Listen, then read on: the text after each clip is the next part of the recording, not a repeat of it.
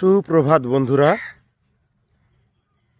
আজকে খুব সকাল সকাল ঘুমটা ভেঙে গেল। ভাবলাম ছোট্ট একটা ভিডিও করি, এত সুন্দর পরিবেশ আপনাদের সাথে শেয়ার করি। আমার তো ভীষণ ভালো লাগছে, নিশ্চয়ই আপনাদেরও ভালো লাগবে। দেখুন, আমরা সবাই জানি সূর্য পূর্ব দিকে ওঠে আর পশ্চিমে অস্ত যায়। আর আজকে দেখাবো আপনাদের এমন সুন্দর একটা পরিবেশ। আমি নদীর পাড়ে দাঁড়িয়ে আছি। এটা আমাদের চন্দনী মহল। অত্যন্ত ভালোবাসি এই গ্রামটাকে। আমার জন্ম মাটি, আমার জন্ম দেশ বাংলাদেশ। ওই দেখেন, আপনারা দেখতে পাচ্ছেন আকাশে কিন্তু এটা চাঁদ মেঘের আড়ালে লুকায় আছে।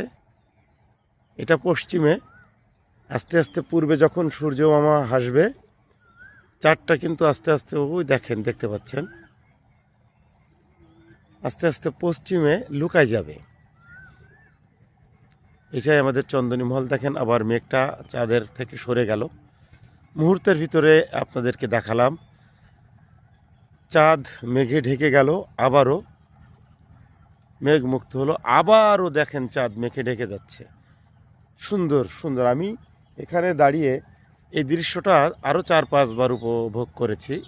আপনারা আবারও দেখতে পাচ্ছেন মেঘে কিন্তু চাঁদ ঢেকে যাচ্ছে। লক্ষ্য করুন,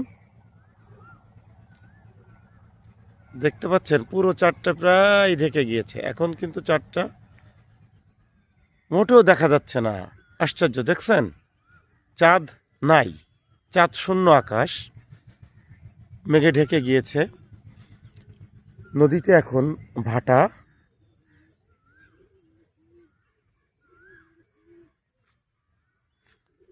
যাই হোক, পরিবেশটা দেখুন, একটু উপভোগ করুন, কত সুন্দর।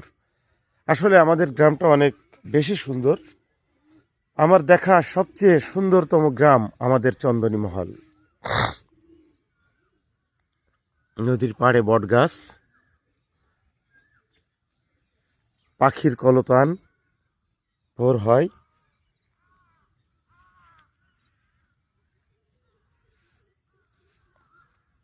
ভিউটা একটু আসলে বোঝার চেষ্টা করেন।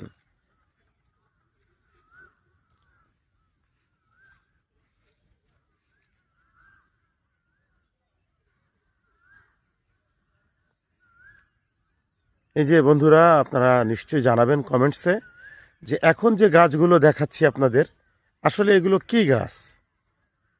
যদি কেউ এই গাছগুলো চিনে থাকেন কমেন্টসে বলবেন। যাই হোক, অসংখ্য